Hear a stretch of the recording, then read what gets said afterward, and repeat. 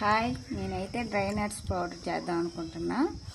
మాకైతే ఇది రాగి జావల కోసం చేస్తున్నాను. ఇదేమో పుచ్చగింజలు, ఇదేమో బాదం పప్పు, ఇదేమో పంప్కిన్ సీడ్స్, ఇదేమో సన్ఫ్లవర్ సీడ్స్. నా దగ్గర ఇవే ఉన్నాయి కాబట్టి ఈ నాలుగుతో పౌడర్ చేస్తున్నాను. పౌడర్ చేశాక మళ్ళీ చూపిస్తా.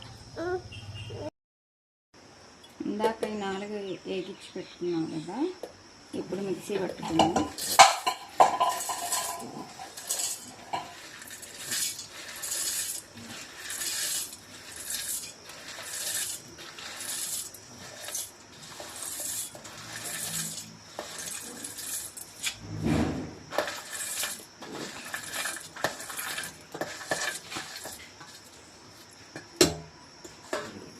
మిక్సీ పట్టుకున్నాక మళ్ళీ చూపిస్తా.